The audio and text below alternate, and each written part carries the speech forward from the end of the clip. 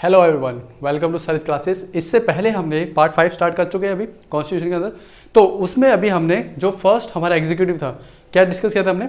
President को, राष्ट्रपति को। तो उसमें हमने पार्ट 1 पार्ट 2 में प्रेसिडेंट कवर कर लिया। तो अभी जो लेक्चर रहेगा ये रहेगा बेसिकली किसके ऊपर? वाइस प्रेसिडेंट के ऊपर। देखिए, वाइस प्रेसिडेंट जो है हिंदी में इसको बोलते हैं उपराष्ट्रपति। हालांकि ये जो है ये पोस्ट जो है इतनी इंपॉर्टेंट नहीं है जितनी हमारी प्रेसिडेंट की है। क्लियर? ये जो ऑफिस है बेसिकली कहाँ से लिया गया है? ये लिया गया है हमें कहाँ से? हमने लिया है अमेरिकन जो कॉन्स्टिट्यूशन है वहाँ से। अमेरिका में क्या होता है कि हमें पता है वहाँ पे पार्लियामेंट्री सिस्टम ना होकर कैसा सिस्टम है? वहाँ पे प्रेसिडेंशियल सिस्टम है। अब प्रेसिडेंशियल सिस्टम में आपको पता है प्रेसिडेंट जो है मेन होता है और पार्लियामेंट्री में पीएम मेन होता है, जो प्राइम मिनिस्टर होता है। लेकिन वहाँ पे क्या है? प्रेसिडेंट है। मान ली इन केस अगर प्रेसिडेंट की डेथ हो जाती है, ठीक है, किसी हाथ से, मान लो हार्ट अटैक आ गया या वैसे कोई एक्सीडेंट हो जाए, कुछ भी हो जाए, ठीक है, सडनली अगर उनकी डेथ हो जाती है तो एक तरीके से जो उनकी मेन पोस्ट है वो वेकेंट हो जाती है, खाली। तो उसको फिल करने के लिए यहाँ पे वाइस प्रेसिडेंट का कंसेप्ट है अमेरिका के अंदर। लेकिन अब इंडिया के अंदर जबकि पार्लियामेंट्री कंसेप्ट है, तो यहाँ पे ये कंसेप्ट क्यों लाया गया है? ठीक है, तो आज इसी टॉपिक को हम डिस्कस करेंगे। क्लियर? तो बने रहिए अभी इस लेक्चर के साथ। अब देखिए, ये जो है सबसे सेकंड मोस्ट इंपॉर्टेंट ऑफिस है इंडिया के अंदर after president of India. President of India का जो ऑफिस है वो नंबर 1 पे आता है, फर्स्ट पे। देन सेकंड पे आपका आता है वाइस प्रेसिडेंट का ऑफिस। यही आपको ध्यान रखना है, इतना इंपॉर्टेंट है ये। अब देखिए, ये मैंने आपको बता दिया कहाँ से लिया है ऑफिस हमने, अमेरिका की कॉन्स्टिट्यूशन से। वहाँ पे तो क्या है, क्यों रीजन है, ये भी मैंने आपको बता दिया। लेकिन इंडिया में इसको क्यों लिया गया? क्लियर? देखिए, इंडिया में क्या होता है, इंडिया में कई बार क्या होता है, जैसे प्रेसिडेंट है वहाँ पे उसके फंक्शंस, जैसे वो बाहर अभी चलो मान के चलिए 1 वीक के लिए या 10 डेज के लिए किसी फॉरेन कंट्री में विजिट के लिए चले गए, ठीक है, या उनकी जो हालत है फिजिकली वो ठीक नहीं है, पर वो अपनी जो ड्यूटीज़ है उसको कर नहीं पा रहे हैं। तो ऐसे टाइम पे कोई ना कोई तो चाहिए। मान लो अब बिल, पार्लियामेंट बिल पास करे साइन करने के लिए, कोई इंपॉर्टेंट अर्जेंटमेंट काम आ जाए प्रेसिडेंट के लिए, लेकिन उसको कोई ना कोई तो चाहिए करने के लिए। तो यहाँ से हमारे कॉन्स्टिट्यूशन मेकर्स ने जो कॉन्स्टिट्यूशन के अमेरिका में दिया गया है वही प्रोविजन हमारे यहाँ डाल दिया गया है। लेकिन वहाँ पे जो वाइस प्रेसिडेंट है अमेरिका के अंदर, जो उनको पावर मिली हुई है, हमारे वाले वाइस प्रेसिडेंट को इतनी ज़्यादा पावर्स नहीं मिली हुई है। क्लियर? ये आपको ध्यान रखना है। ऐसा नहीं कि बिल्कुल हमने कॉपी किया है, हालांकि हमने प्रोविजंस लिए हैं लेकिन सारा कॉपी नहीं किया, ये आपको याद रखना है। ठीक है, तो सबसे पहले अभी हम डिस्कस करेंगे इलेक्शंस के बारे में। ठीक है, कि जो वाइस प्रेसिडेंट है, जैसे हमने प्रेसिडेंट के केस में पढ़ा था, प्रेसिडेंट के केस में हमने आपको सारा बताया था कैसे स्टेट लेवल पे इलेक्शंस होते हैं, ठीक है, कैसे एमएलएज है उनकी वोटिंग पावर कैसे होती है, देन एमपीज की वोटिंग पावर कैसे डिसाइड होती है। उसके बाद मैंने इलेक्टोरल कोटा बताया था आपको। उसके बाद फिर आपको मैंने बताया था कैसे प्रेफरेंसेस चूज की जाती है। सारी एग्जाम्पल मैंने आपको डाल के बताई थी। ठीक है, नहीं देखा है आपने प्रेसिडेंट का जो लेक्चर है, आप उसको जाके जरूर देख लेना। अब देखिए, सबसे पहले हम बात करते हैं किसकी? इलेक्शंस। भाई वाइस प्रेसिडेंट है, ये चुने कैसे जाते हैं? ठीक है, ये देखते हैं अभी। देखिए, इलेक्शन में क्या है, ये इलेक्शन जो है वाइस प्रेसिडेंट का, ये थोड़ा सा डिफरेंट है किससे? प्रेसिडेंट के, जो अभी हमने अपने प्रीवियस लेक्चर में पढ़ा है। प्रेसिडेंट के इलेक्शन से थोड़ा सा डिफरेंट है। कैसे? नंबर 1, जब हम देखते हैं वाइस प्रेसिडेंट का, ये मैं कर रहा हूं इलेक्शन ऑफ वाइस प्रेसिडेंट की बात। जब हम देखते हैं उपराष्ट्रपति के चुनाव की बात, तो वहां पे हम सिर्फ और सिर्फ इलेक्टेड प्लस नॉमिनेटेड मेंबर्स जो होते हैं ना दोनों हाउसेस के, हमारे nominated members of both houses of parliament. ठीक है, इलेक्टेड भी और नॉमिनेटेड भी, ये दोनों जो है पार्टिसिपेट करेंगे इलेक्शन के अंदर। बोथ हाउसेस यानी कि लोकसभा प्लस राज्यसभा।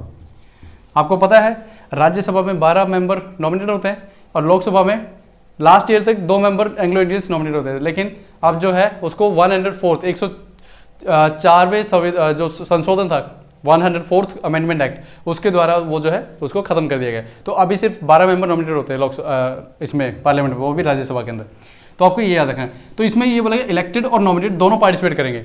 और जहां हमने ये देखा था प्रेसिडेंट के केस में, स्टेट के जो रिप्रेजेंटेटिव थे, जैसे एमएलए, नॉट एमएलसी, एमएलए, वो भी पार्टिसिपेट करते थे, but in case of vice president ये नहीं है। वाइस प्रेसिडेंट के अंदर आपका स्टेट रिप्रेजेंटेशन नहीं दिया गया, ओनली पार्लियामेंट से ही बात बन जाती है, बस ये है डिफरेंस। वहां पे हमने क्या देखा था, नॉट गवर्नर, प्रेसिडेंट के केस में, राष्ट्रपति के केस में, तो वहां पे हमने देखा था कि पार्लियामेंट के दोनों सदनों के सदस्य सिर्फ इलेक्टेड, नॉट नॉमिनेटेड, यहाँ पे नॉमिनेटेड भी आ गया, और स्टेट के सारे इलेक्टेड और यूटीज के भी, इसमें यूटीज का भी कोई वो नहीं है, ठीक है। ये क्या करते हैं, इनका एक इलेक्टोरल कॉलेज बनता है,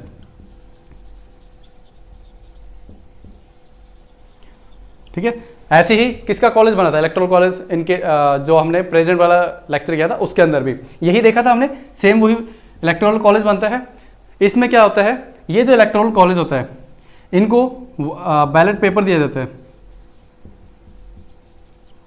बैलेट पेपर जो है इसमें अगेन जो वोटिंग मेथड है वो कौन सा है, direct, not just second, tongue twisting words है ना, जब बार बार बोलते हैं तो जीभ लड़खड़ा जाती है बोलते बोलते, ठीक है। कभी आप खुद देखना, एक जैसे वर्ड बार बार बोलोगे ना तो वर्ड आता भी नहीं एक बार जल्दी से। चलो, बैलेट पेपर जो है उनको दिया जाता है, उस पर क्या होता है वो मार्किंग करते हैं। जैसे मान लीजिए वही प्रेजेंट वाले के जैसे अगर 3 या 4 कैंडिडेट्स खड़े हुए हैं तो उसमें वो मार्किंग करेंगे, फर्स्ट प्रेफरेंस, सेकंड प्रेफरेंस क्या है हमारी, ठीक है। तो उसके बाद यहाँ पे जो वोटिंग मेथड है ये है हमारा proportional representation, proportional representation by single transferable vote, ठीक है ना। ये याद रखना आपको, किस मेथड से होता है, proportional representation by single transferable method. ये मैं प्रेसिडेंट के केस में समझा चुका हूँ, जिस बच्चे ने वो लेक्चर नहीं देखा पहले वो जरूर देखना है, इससे वाइस प्रेसिडेंट को देखने से पहले, क्योंकि बहुत सी चीज़ें मैंने उसमें अच्छे से एक्सप्लेन किया है, क्योंकि वो बार बार रिपीटेशन हो जाता है, इसलिए मैं उस चीज़ को रिपीट नहीं कर रहा हूँ यहाँ पे। उसके बाद मान लीजिए जिसने भी, जो भी विनर हुआ, क्लियर, अब जो विनर होगा, इलेक्शन हो गया, तो यहाँ पे अभी फिलहाल कौन है हमारे देश के उपराष्ट्रपति, you know very well, M Venkaiah Naidu, ठीक है। और वो प्रेसिडेंट आपको पता ही है, बताने की जरूरत है, तो वो है मिस्टर रामनाथ कोविंद, ठीक है ना।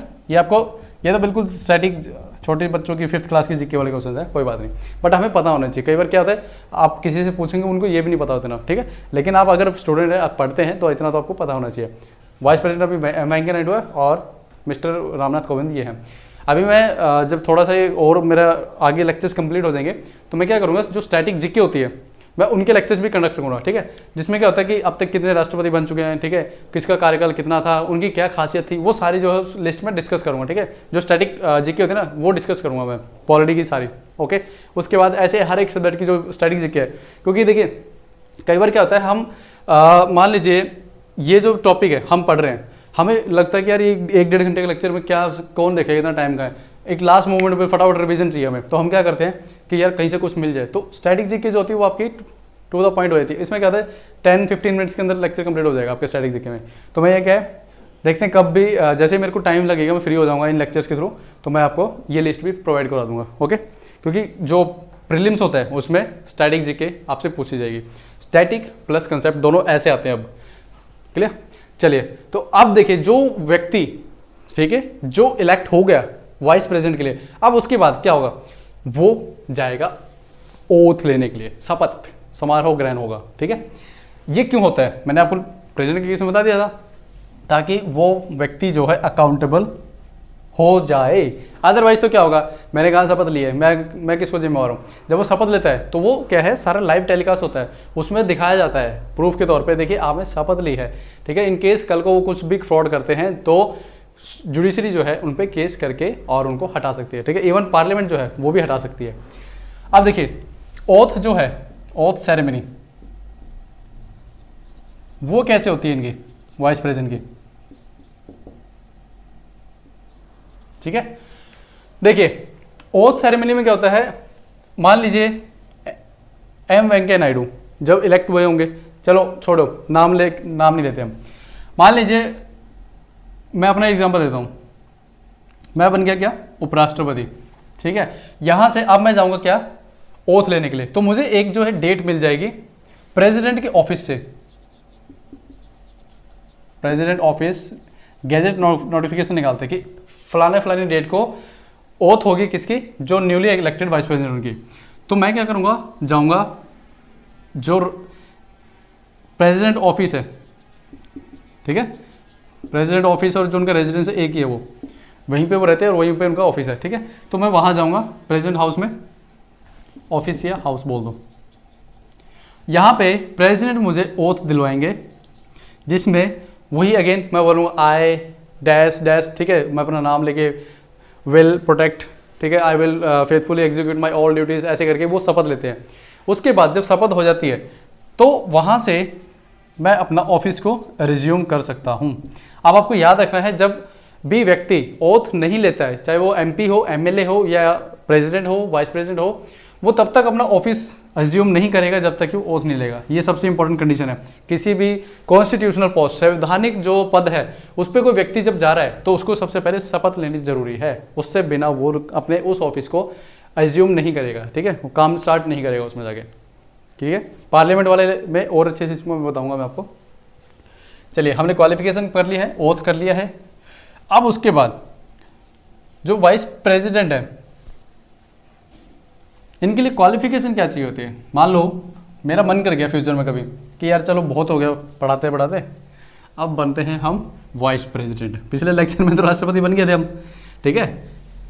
आप जब भी आप पढ़ते हो ना तो ऐसे ही कंडीशंस लगा के देखा करो, ठीक है, कि मुझे राष्ट्रपति बनना है तो क्या क्या मुझे चाहिए होगा।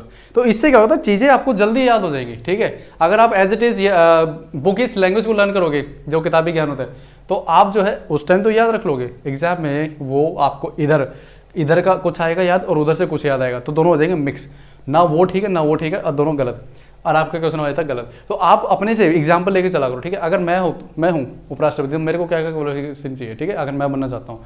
तो अब बात करते हैं हम किसकी, क्वालिफिकेशंस। क्वालिफिकेशंस ऑफ उपराष्ट्रपति, ओके, वाइस प्रेसिडेंट।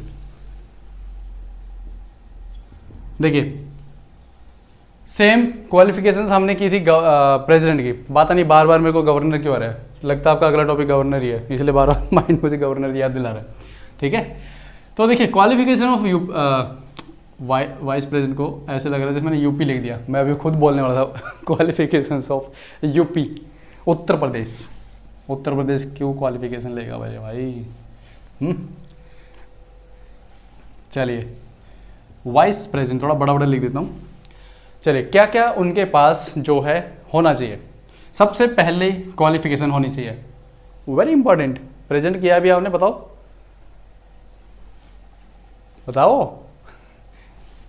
अरे भाई, मैं अगेन प्रेजेंट लिख रहा हूँ,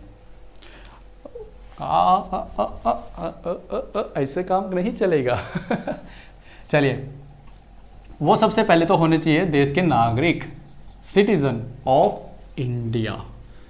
आपको सबसे इंपॉर्टेंट याद रखना है, जब भी आप कोई भी एमएलए एमपी उनकी क्वालिफिकेशंस को पढ़ेंगे तो ये हर किसी में मिलेगा, सिटीजन ऑफ इंडिया। किसी में लिखा मिलता है आपको कि सिटीजन ऑफ बांग्लादेश होना चाहिए, वो नहीं मिलेगा, ठीक है। अच्छा, दूसरा है जो प्रेजेंट की केस में थे, देखो प्रेजेंट में भी ये सिमिलर थी, ठीक है, नहीं थी, सिटीजन ऑफ इंडिया होना चाहिए। उसके बाद एज ऑफ 35 ईयर्स कंप्लीट हो जानी चाहिए, ठीक है, एज ऑफ 35 ईयर्स कंप्लीट होनी, यही सिमिलरली किस में थी, प्रेसिडेंट के केस में। लेकिन अगर आपको ये बात याद रखनी, अगर किसी व्यक्ति की उम्र 34 ईयर्स 11 मंथ्स और 29 डेज है at the time of the nomination, जब वो अपना पर्चा भरते हैं ना नाम के लिए कि मैं खड़ा होना चाहता हूँ, 34 साल 11 महीने 29 दिन किसी व्यक्ति की उम्र है, और यहाँ बोली है एज ऑफ 35 कंप्लीट हो जानी चाहिए। यहाँ एक दिन अभी से पेंडिंग है, 11 महीने हो चुके हैं लेकिन 12वें महीने के अभी से एक दिन पेंडिंग है, तो this person is not qualified. याद रखना है आपको, ठीक है ना, ये एक एक दिन का बहुत मैटर पड़ता है। चलो, ये आपको ध्यान रखना है, क्यों मैंने बताया, क्योंकि कंफ्यूजन क्रिएट करी जा सकती है एग्जाम में। चलिए, तीसरा बोला क्या है, he must qualified for Rajya Sabha. Rajya Sabha के लिए उसको क्वालिफाई कर लेना चाहिए। या तो वो मेंबर बन चुका होगा या फिर उसको बनने के लिए वो क्वालिफाई हो राज्यसभा का। उसके बाद फोर्थ कंडीशन जो बोलती है वो ये है कि उसके पास not have any office of profit. Office of profit यानी कि लाभ का पद नहीं होना चाहिए कोई भी।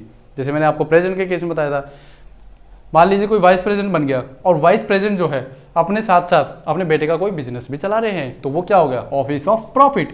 भाई आप अपने भलाई के लिए कुछ ना कुछ तो अलग से भी कुछ कर रहे हो, तो यहाँ पे कॉन्स्टिट्यूशन ने साफ बोला है आप ऐसा नहीं कर सकते। तो देखिए यहाँ पे कंडीशन नंबर 1, क्वालिफिकेशन नंबर 1, 2 और 4 तो सेम है जो कि प्रेसिडेंट के साथ थी, लेकिन यहाँ पे सिर्फ एक कंडीशन चेंज हुई है, qualified for the Rajya Sabha. But president के केस में उन्होंने क्या पढ़ा था, लोकसभा, कि वो लोकसभा के लिए क्वालिफाई होने चाहिए। तो यहाँ पे आपके माइंड में क्वेश्चन आना चाहिए वाइस प्रेसिडेंट में ऐसा क्या कि वो राज्यसभा के लिए। तो आपको अभी एक चीज़ पता होना चाहिए कि जो राज्यसभा का जो चेयरमैन होता है वो बेसिकली कौन होता है, वाइस प्रेसिडेंट ही होते हैं। ठीक है, तो यानी कि जो व्यक्ति, मान लो मैं अगर मैं वाइस प्रेसिडेंट बन गया फ्यूचर में कभी, तो मैं एक्स ऑफिशियो चेयरमैन बन जाऊंगा, क्या, किसका, राज्यसभा का। एक्स ऑफिशियो मीन्स क्या होता है कि जैसे अगर मान लो मैं प्रेसिडेंट नियुक्त हो गया, नॉट प्रेसिडेंट, वाइस प्रेसिडेंट, उपराष्ट्रपति, तो उसके साथ साथ मेरा ये रूल अधिकार बन जाएगा कि मैं जो है राज्यसभा का चेयरमैन भी बन जाऊंगा। यानी मुझे एक पद मिला, उसके साथ साथ दूसरा ये मेरे साथ क्या होता है, जैसे हम बोलते हैं ना बाय 1 गेट 1 फ्री, वैसे कुछ लगा लो। उपराष्ट्रपति बने, आपके साथ आपने क्या किया, उपराष्ट्रपति पद आपने प्राप्त किया, ये तो आपने क्या किया, इलेक्शन के थ्रू प्राप्त किया, लेकिन उसके साथ आपको फ्री में क्या मिल गया, कौन सा पद, राज्यसभा का चेयरमैन का। क्लियर है? तो ये होता है एक्स ऑफिशियो का मतलब कि आपने कोई एक पद लिया, साथ में उसके साथ आपको कुछ और काम भी जो है साथ में फ्री में मिल गया, ये होता है एक्स ऑफिशियो का मतलब। ठीक है, तो क्वालिफिकेशन हमने कर लिया है और ऑथ कर लिया है, उसके बाद इलेक्शन हमने देख लिया। और इसमें एक चीज़ आपको याद रखनी है क्वालिफिकेशन के अंदर कि जो व्यक्ति ये है ऑफिस ऑफ प्रॉफिट की जो बात है, यहाँ पे अगर मान लीजिए कोई प्रेजेंट में जो वाइस प्रेसिडेंट है, ठीक है, मान लो अभी वेंकैया नायडू जी है, अगले साल उनका अगस्त में जो है 5 साल पूरे हो जाएंगे 2022 अगस्त के अंदर, 11 अगस्त 2017 में वो बने थे, और जुलाई 2022 में जो आपके रामनाथ कोविंद जी हैं उनका 5 साल पूरे हो जाएंगे। तो यानी कि नेक्स्ट ईयर राष्ट्रपति और वाइस प्रेसिडेंट दोनों का इलेक्शन होगा, ये आपको याद रखना है। तो उससे पहले क्या अपनी प्रैक्टिस हो जाएगी, और जब अगले साल आप इलेक्शन खुद ब खुद देखोगे तो ये देखना काफ़ी चर्चा में रहेगा। आइए हम आपको बताते हैं कैसे होता है ना, न्यूज़ चैनल्स पे। तो देखिए, तो वाइस प्रेसिडेंट जो है, अगर मान लीजिए कोई फिलहाल व्यक्ति जो है वो वाइस प्रेसिडेंट है या प्रेसिडेंट है, ठीक है, या स्टेट का कोई एमएलए है और या एमपी है, इस पोजीशन पे अगर कोई व्यक्ति है तो वो व्यक्ति जो है ये मान के कि भाई ये व्यक्ति जो मंत्री है तो वो ऑफिस ऑफ प्रॉफिट नहीं माना जाएगा। ठीक है, ये कॉन्स्टिट्यूशन में बोला गया है। अगर कोई व्यक्ति इन डेजिग्नेशन पे है, इन पदवियों पे है, तो वो अगर चाहे तो इलेक्शन लड़ना चाहता है, तो हम ये नहीं बोलेंगे यार तुम तो पहले से ही एमपी हो, एमएलए हो, तो तुम तो ऑफिस ऑफ प्रॉफिट पे हो, नहीं, क्योंकि यहाँ पे ये बोला गया है। अभी हम पढ़ते हैं कंडीशन।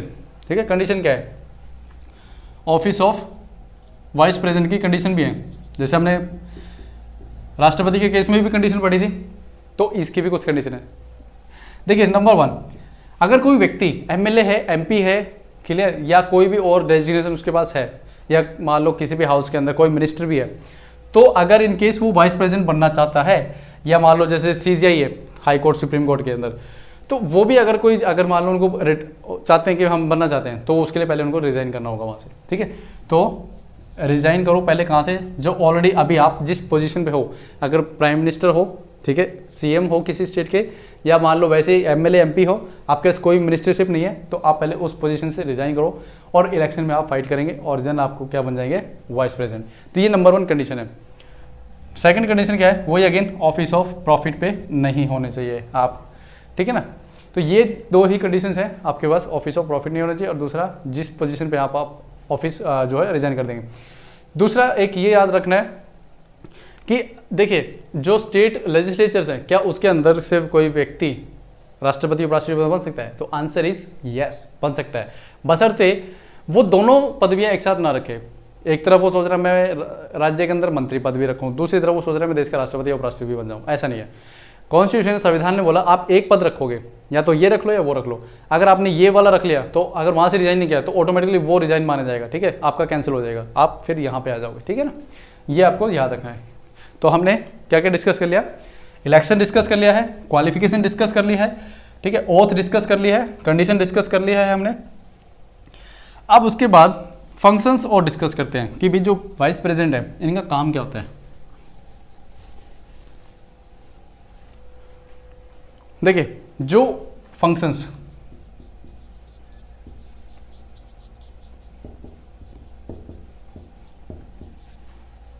नंबर 1 फंक्शन क्या होता है, जो वाइस प्रेसिडेंट है वो एक्स ऑफिसियो क्या होते हैं, चेयरमैन होते हैं किसके, राज्यसभा के, ऑफिसियो चेयरमैन ऑफ राज्यसभा।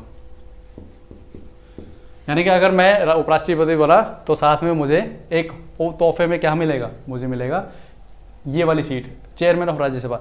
जैसे हम पढ़ते हैं ना लोकसभा में स्पीकर होता है, वो क्या करता है, उसकी अध्यक्षता करता है, यानी कि कोई भी बिल पास होना है या कोई बिल आना है हाउस के अंदर तो इनकी मर्जी चलेगी पहले। तो राज्यसभा में अगर कोई बिल लेके आना है, ठीक है, उस पर बहस करनी है तो पहले इनकी मंजूरी लेनी जरूरी है, राज्यसभा के चेयरमैन की। और राज्यसभा के चेयरमैन कौन होते हैं, हमारे वाइस प्रेसिडेंट। क्लियर। दूसरा, जितने भी मान लो राज्यसभा के अंदर कमिटीज बनानी है तो उसका डिसीजन कौन करता है, decision on making of committees.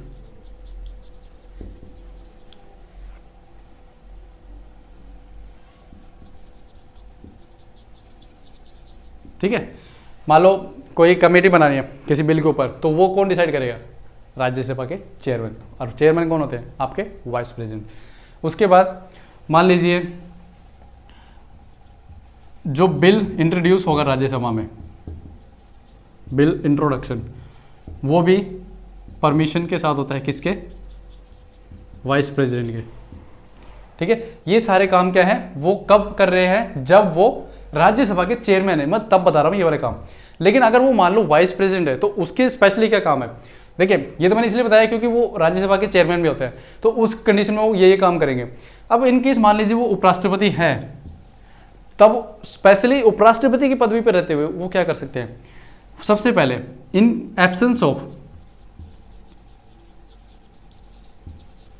President, राष्ट्रपति के गैर हाजिर होने पे, मान लो राष्ट्रपति देश के उपस्थित नहीं है, तो उस केस में क्या होगा, जो वाइस प्रेसिडेंट है वो क्या संभालेंगे, प्रेसिडेंट का काम संभालेंगे।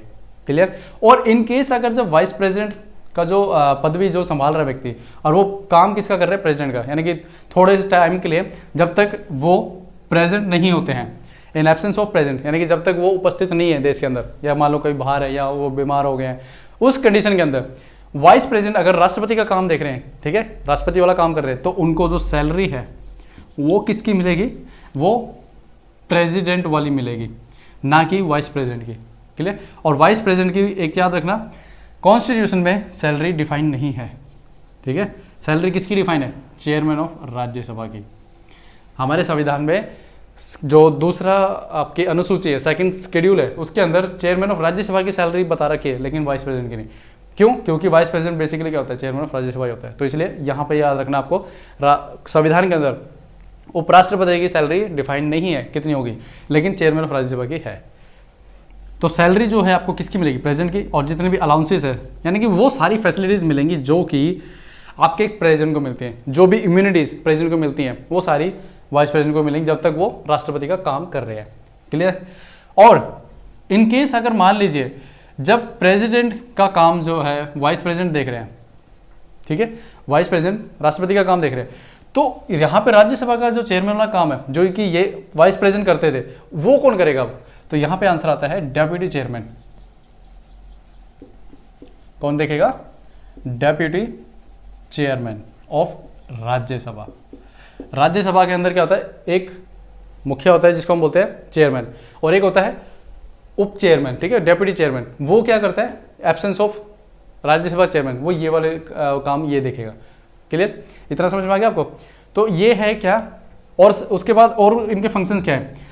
इन केस मान लीजिए ये तो हो गया एब्सेंस, जब वो बीमार हो गए या किसी दूसरे देश में जा रखे हैं, ठीक है, और काफ़ी दिन तक वहाँ पे क्या है टाइम ज़्यादा लग गया कुछ इमरजेंसी सिचुएशंस होने पे।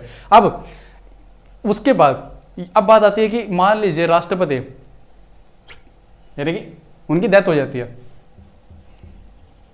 ठीक है। आप भी बोलोगे सर क्या ये आप सीधा टपोरियों की तरह दिखा रहे हो उड़ाते हुए, तो ऐसा नहीं है, मतलब जस्ट एक्सप्रेशन के लिए कि अगर मान लो उनकी डेथ हो जाती है, डेथ ऐसा नहीं कि किसी ने उनको मार ही दिया, नेचुरल डेथ, तो उस केस में क्या होगा, डेथ होगी या फिर मान लीजिए उन्होंने रिजाइन किया, ठीक है। तो यहां पे क्या होगा, यहां पे प्रेसिडेंट का काम कौन देखेगा, अगेन वाइस प्रेसिडेंट, देश के उपराष्ट्रपति अब राष्ट्रपति का काम करेंगे। लेकिन यहां पे आपको याद रखनी है, हमारे संविधान में बोला गया है ऐसी सिचुएशन में जहां पे उनकी डेथ हो जाती है या वो उनका ऑफिस खाली हो जाता है, ठीक है, किसी भी कारणवश, तो यहां पे 6 महीने तक मैक्सिमम जो है आपका वाइस प्रेसिडेंट प्रेसिडेंट बनेगा, सिर्फ मैक्सिमम 6 महीने। याद रखना है 6 महीने से ज्यादा उपराष्ट्रपति राष्ट्रपति का काम नहीं करेगा, सिर्फ 6 महीने। यहाँ पे तो क्या था, जब तक वो एब्सेंट है, यानी कि मान लो उनकी तबीयत ठीक नहीं हुई है ये, ओके, तो अब तक वो क्या रहेंगे, अपने ऑफिस में अपना ये काम देखते रहेंगे। जैसे वो आएंगे वो उनके चार्जेस उनको दे देंगे और अपने यहाँ पे चेयरमैन बन के राज्यसभा में काम करेंगे। क्लियर, तो ये तो है उनके कुछ फंक्शंस जो कि वो देखते हैं as a vice president. Clear है इतना? चलिए अब मैं आपको एक बार कॉन्स्टिट्यूशन के जो आर्टिकल्स हैं वो दिखा देता हूँ, ताकि हमारे कॉन्स्टिट्यूशन के आर्टिकल्स भी साथ के साथ चलते रहें। चलिए सबसे पहले आपको दिख रहा है ये आर्टिकल नंबर 63 दिख रहा है आपको स्क्रीन के ऊपर। देखिए आर्टिकल नंबर 63 ये क्या कह रहा था, vice president of India, there shall be vice president of India. Article 52 भी यही बोल रहा था। देखिए अगर आप भूल गए होंगे तो मैं दिखा देता हूं दोबारा, the president of there shall be president of India, ठीक है। 52 अनुच्छेद क्या बोलता है कि आपके पास राष्ट्रपति होना चाहिए, और सिमिलरली 63 आर्टिकल क्या बोलता है कि आपके पास उपराष्ट्रपति होना चाहिए। 64 क्या बोल रहा है, the vice president to be ex officio chairman of the council of state. Council of state का मतलब होता है राज्यसभा, ओके, और हाउस ऑफ पीपल होता है Lok Sabha. So the vice president shall be ex officio chairman of the council of the states and shall not hold office of profit. ये मैंने आपको बता दिया, सारा एक्सप्लेन कर चुका हूं बोर्ड में। Provided that any during when the vice president act as a president or discharges the function of the president, in case अगर उपराष्ट्रपति राष्ट्रपति के काम संभालते हैं, he shall not perform the duties of the office of chairman. तो वो जो चेयरमैन ऑफ राज्यसभा है वो जो काम करते थे अभी वो नहीं संभालेंगे इसका, ठीक है। And shall not be entitled to any salary allowance payable to chairman of council of Rajya Sabha. यानी कि जो राज्यसभा की चेयरमैन के तौर पे उनको जो सैलरी मिलती थी वो नहीं मिलेगी, तो अब कौन सी मिलेगी, उनको मिलेगी राष्ट्रपति वाली सैलरी, ठीक है। The vice president to act as president or to discharge his function during casual vacancies in office or during the absence of president. यानी कि जब वो कैजुअली काम नहीं कर पा रहे या उनकी तबीयत खराब है, तो उस केस में बता रखा है 65 आर्टिकल क्या बोलते हैं, देखिए, in the event of occurrence of any vacancy in the office of president by reason of his death, अगर उनकी डेथ हो जाए, रेजिग्नेशन दे दें वो, या उनको रिमूव कर दिया जाए बाय इम्पीचमेंट, ये राष्ट्रपति की बात कर रहा हूँ मैं, the vice president shall act as president. इन केसेस में क्या होगा, उपराष्ट्रपति राष्ट्रपति के काम करेंगे। And until the date on which a new president elected in accordance with the provision of this chapter to fill such vacancies and open his office।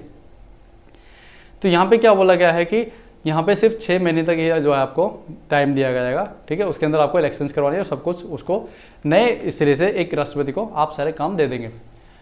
When the president is unable to discharge his function owing to absence, illness or any other cause, the vice president shall discharge his function। ठीक है ना, वही बात आ गई, जब वो बीमार हैं या वो अपना काम नहीं कर पा रहे हैं तो वाइस प्रेसिडेंट उनका चार्ज देखेंगे।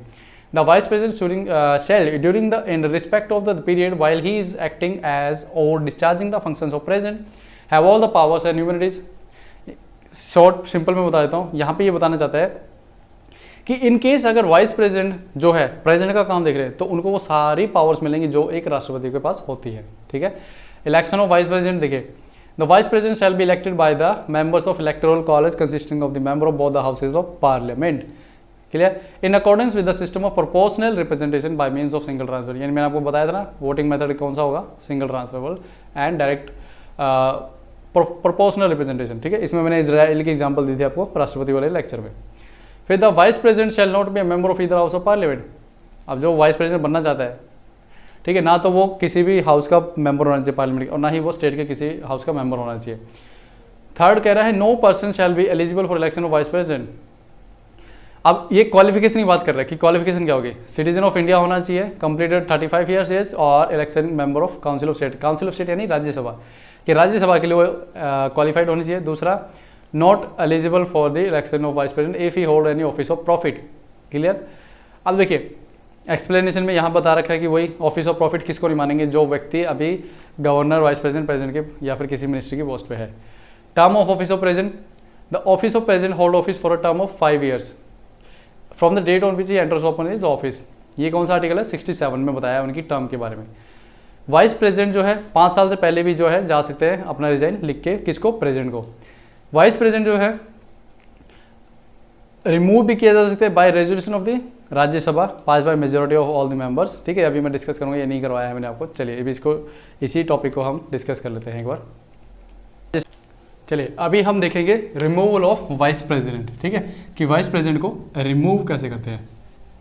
देखिए कॉन्स्टिट्यूशन में तो कहीं पे भी मेंशन नहीं किया हुआ कि उनको रिमूव कैसे करना है। जैसे हमने देखा था प्रेसिडेंट के केस में साफ साफ जो है लिखा हुआ था, इम्पीचमेंट करके भी जो है आप उनको हटा सकते हैं।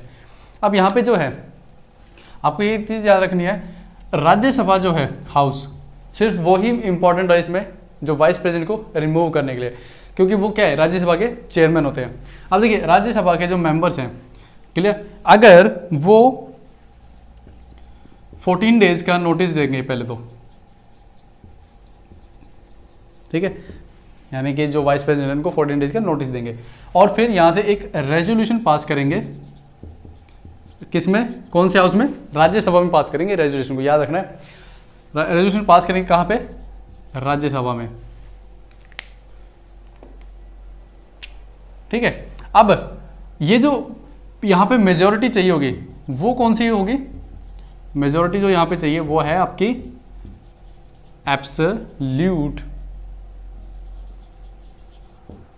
Absolute majority.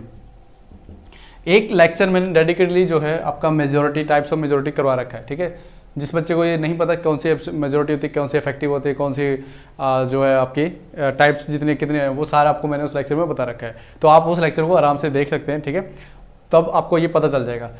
तो एब्सोल्यूट मेजोरिटी क्या होती है, 50 + 1%, यानी 50% + 1% और एक्स्ट्रा होना चाहिए। 1% नहीं, ओनली 1% तो ज़्यादा हो जाएगा ना।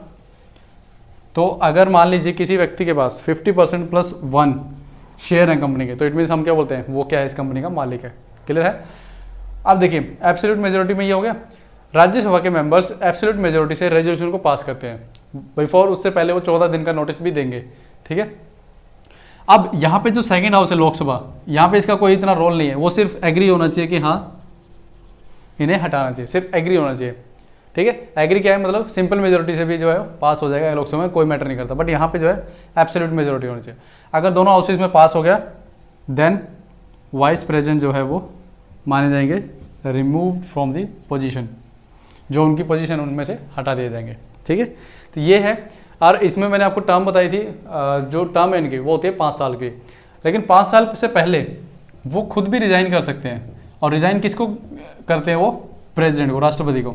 और राष्ट्रपति किसको करते हैं, वाइस प्रेसिडेंट को। ये आपको याद रखना, इंट्रा वो होता है इनका, प्रेसिडेंट करता है वाइस प्रेसिडेंट को लिख के रिजाइन, और जो वाइस प्रेसिडेंट है वो प्रेसिडेंट को करता है। ठीक है, चलिए अब यहाँ पे बात आती है कि जो मैंने आपको लेक्चर के स्टार्टिंग में बताया था कि जो ये ऑफिस ऑफ वाइस प्रेसिडेंट है, ये हमने कहाँ से लिया है, आप बोलेंगे USA, United states of America. Clear, America से, संयुक्त राज्य अमेरिका। देखिए अब हम थोड़ा सा कंपैरिजन करके देखते हैं कि दोनों में फर्क क्या है।